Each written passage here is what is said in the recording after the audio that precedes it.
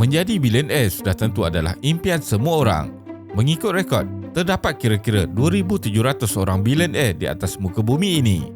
Bagi hartawan bilioner, perbelanjaan mereka tersangatlah sukar untuk dibayangkan. Ini kerana bagi orang kebanyakan, nilai kekayaan bilioner ini tidak terjangkau akal kerana nilainya yang sangat besar. Dan nilai kekayaan berbilion-bilion ini bukanlah satu pengalaman yang boleh dirasai oleh semua orang.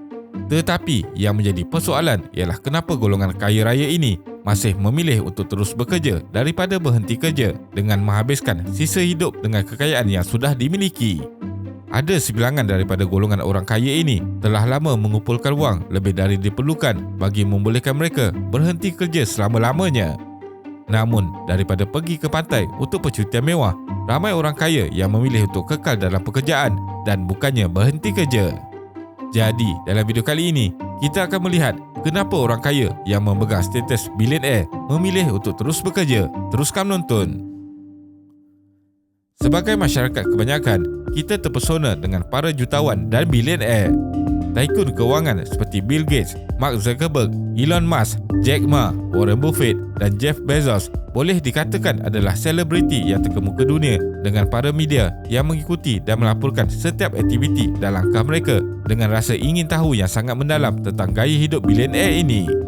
Bill Gates contohnya telah menjadi jutawan pada tahun 1987 selepas Microsoft diumumkan dan ketika itu beliau hanya baru berusia 31 tahun. Tetapi daripada mengambil wang yang beliau ada dan menggunakannya untuk membiayai kehidupannya, Gates memilih untuk terus menjalankan syarikat itu sehingga tahun 2006. Sementara itu, Elon Musk pula telah mengasaskan bersama lebih kurang 5 syarikat sepanjang 17 tahun yang lalu. Antaranya ialah Tesla Motors, SpaceX, PayPal, Zip2 dan X.com. Pada usia 44 tahun, Musk mempunyai nilai bersih lebih daripada 12 bilion US dollar. Tetapi Elon Musk juga tidak menunjukkan tanda-tanda seperti ingin melepaskan perniagaannya dan dia bekerja sehingga 100 jam seminggu. Dunia kini memasuki dekad kedua ledakan ekonomi yang sangat tinggi dan mewujudkan jurang kekayaan terbesar sejak zaman jazz.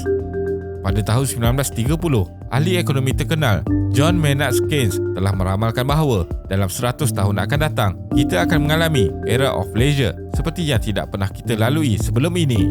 Beliau percaya bahawa teknologi akan menjadi begitu maju dan ekonomi akan menjadi begitu produktif sehingga purata mingguan bekerja akan turun sehingga 15 jam seminggu, membolehkan manusia untuk menumpukan tenaga untuk tujuan bukan ekonomi.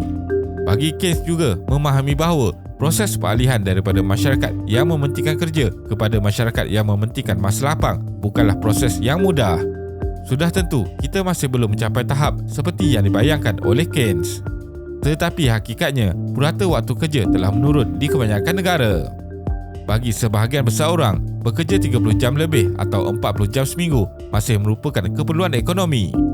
Sementara itu, masa lapang adalah sesuatu yang kita dapat apabila kita mampu. Tetapi jutawan-jutawan besar dunia hari ini seperti Musk dan Gates, masalah kekangan ekonomi ini sebenarnya tidak wujud. Jadi, kenapa mereka terus bekerja lagi? Kenapa bilioner tidak berhenti kerja? Kesan pergantian memberikan penjelasan ekonomi yang jelas kenapa golongan kaya raya akan terus bekerja. Lebih banyak wang yang kita perolehi, lebih besar kemungkinan kita untuk terus bekerja supaya kita boleh terus memperoleh jumlah yang tinggi. Kebanyakan bilioner yang datang daripada Gen X dan Boomer ini berkongsi sifat yang sama, iaitu dari awal mereka tidak menganggap bahawa diri mereka tidak akan bekerja lagi. Golongan ini melihat pekerjaan sebagai bahagian penting dalam kehidupan mereka sehingga mereka tidak membayangkan untuk meninggalkannya. Berbeza dengan generasi milenial, mereka sebahagian besarnya melihat kerja hanya sebagai cara untuk mencapai tujuan. Matlamat kewangan mereka hanyalah untuk menyimpan wang yang mencukupi dan diharap agar wang itu akan berjaya dikumpul lebih awal daripada yang dijangkakan. Menurut satu kajian, 39% daripada kanak-kanak berumur 13 hingga 22 tahun percaya yang mereka akan mewarisi harta daripada ibu bapa mereka dan tidak perlu risau tentang menyimpan untuk persaraan. Kajian selama bertahun-tahun juga menunjukkan bahawa orang kaya hari ini tidak seperti bangsawan dahulu di mana mereka lebih cenderung bekerja lebih lama dan menghabiskan lebih sedikit masa untuk bersosial. Menurut laporan New York Times, Tim Cook yang merupakan ketua eksekutif Apple yang kekayaannya dianggarkan mencecah 2 bilion US dollar menyatakan dia bangun seawal jam 3.45 pagi untuk melancarkan serangan hariannya terhadap pesaing korporatnya. Elon Musk pula dengan bangga berkata bahawa beliau bekerja hampir 100 jam seminggu. Orang kaya mengenali terlalu ramai orang kaya. Dengan rakyat Amerika yang memperoleh nilai bersih 1 juta US dolar atau lebih meningkat sebanyak 40% antara tahun 2010 dan 2016, adakah mereka ini mampu untuk bersara atau berhenti kerja awal dan hidup dalam ketenangan untuk berehat? Jawapannya ialah mereka tidak mampu.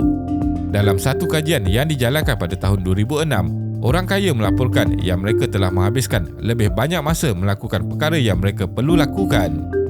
Ini berkait rapat dengan fakta bahawa terdapat lebih ramai orang kaya yang sebenarnya lebih kaya daripada sebelumnya, dan menurut ahli sosiologi, ia berkait dengan hipotesis pendapatan relatif.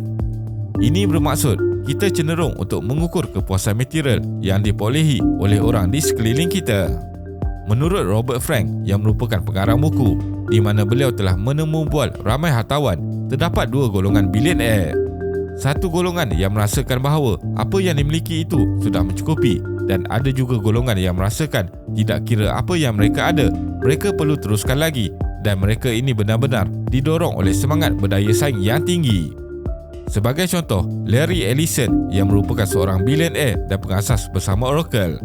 Menurut Robert Frank, Ellison sentiasa berada kompetitif dengan Bill Gates dan Paul Allen dari Microsoft. Jadi, apabila Paul Allen membina bot 400 kaki, Larry Ellison menunggu sehingga ia selesai dan membina bot 450 kaki. Larry Ellison tidak akan pernah gembira sehingga dia menjadi nombor satu. Bukan itu sahaja, pensampelan sosial juga mendapati bahawa orang kaya lebih cenderung untuk tinggal di dalam bandar yang sama. Dan ini menyebabkan pencarian kekayaan itu menjadi tidak berkesudahan, terutamanya apabila kekayaan menjadi padat secara geografi. Hampir 20% daripada individu yang bernilai sangat tinggi di dunia, iaitu dengan aset 30 juta US dolar atau lebih, tinggal di hanya 10 bandar di seluruh dunia. Dan 6 daripada bandar tersebut berada di Amerika Syarikat. Ketagihan wang ibarat ketagihan alkohol. Hidup di dalam bursa atau bubbles kekayaan menyebabkan orang kaya memerlukan lebihan wang yang lebih besar hanya untuk merasai ketinggian yang sama dengan orang lain yang berada dalam bursa yang sama. Menurut Steven Berglas yang merupakan seorang ahli psikologi, ketagihan wang telah menjadi lebih mencabar dalam keadaan ekonomi teratas ini. Gaya hidup orang kaya ini telah mengubah cara fikir mereka dan sekaligus menyebabkan mereka memerlukan lebih banyak wang untuk memenuhi ketagihan mereka. Sebagai contoh, bagi golongan kaya raya yang ingin menyertai sukan profesional, mereka tidak lagi hanya sekadar duduk di tepi gelanggang, tetapi mereka memerlukan pasukan. Dan semua ini memerlukan wang yang banyak kerana ia sangat mahal. Sebagai contoh, Steve Ballmer yang merupakan bilioner dan bekas ketua Microsoft yang juga memiliki Los Angeles Clippers, beliau sedang berusaha untuk membina kubah untuk kepuasan sendiri yang bernilai 1 bilion US dolar di California. Hubungan antara kekayaan dan kebahagiaan. Kekayaan dan kebahagiaan mempunyai hubung kait yang sangat rapat sekali. Profesor dari Harvard Business School, Michael Norton, telah mengkaji hubungan antara kekayaan dan kebahagiaan. Penyelidikannya menunjukkan bahawa pendapatan dikaitkan secara positif dengan kebahagiaan, terutamanya apabila orang ramai beralih daripada bimbang tentang mempunyai wang yang cukup untuk memenuhi keperluan asas mereka kepada berasa lebih selamat dari segi kewangan. Satu kajian daripada sebuah universiti mendapati bahawa kebahagiaan meningkat seiring dengan kekayaan. Sehingga satu tahap, apabila seseorang mencapai 100,000 US dolar, dia akan berada pada tahap kesejahteraan emosi tertinggi, dan apabila dia mencapai pendapatan sehingga 150,000 US dolar, dia mungkin berada pada tahap paling gembira dari segi kepuasan hidup. Selepas itu, peningkatan dalam pendapatan cenderung datang dengan kebahagiaan yang lebih rendah. Betapa gembiranya golongan bilioner. Penyelidik berusaha untuk membuat kajian betapa gembiranya mereka yang bergelar bilioner ini, tetapi agak sukar untuk mendapatkan kerjasama daripada mereka. Idea yang dipegang secara meluas tentang wang mungkin menyebabkan seseorang percaya bahawa terdapat kebahagiaan yang tidak terhad jika kita mempunyai wang yang sangat banyak. Persoalannya, adakah tanggapan itu benar? Berikut merupakan hasil kajian bersama antara penyelidik dengan institusi pelaburan kewangan yang meninjau pangkalan data bagi kira-kira 4,000 jutawan untuk bertanya kepada mereka pelbagai soalan, termasuk betapa gembiranya mereka dengan kekayaan yang diperolehi atau diwarisi. Penemuan pertama yang mungkin agak mengejutkan daripada kajian tersebut mendapati golongan kaya raya ini gembira, tetapi tidaklah terlalu gembira seperti yang semua orang bayangkan. Apa yang boleh didapati daripada kajian ini membuktikan yang kehidupan itu bukanlah semata-mata berkisarkan kekayaan, dan memiliki wang berbilion-bilion juga tidak menjamin kebahagiaan pada seseorang. Mempunyai sumber kewangan yang banyak mungkin menyumbang kepada kebahagiaan seseorang, tetapi ia tidaklah menjamin sepenuhnya. Salah satu sebab utama menyebabkan mereka ini gembira adalah kerana wang membolehkan mereka mempunyai lebih autonomi dengan cara mereka memilih untuk menghabiskan masa dan wang mereka. Kesimpulannya, kekayaan itu bukanlah segala-galanya dalam hidup. Wang membolehkan kita membeli jaminan kewangan, tetapi ia tidak boleh membeli keluarga yang bahagia dan masa yang sangat bernilai.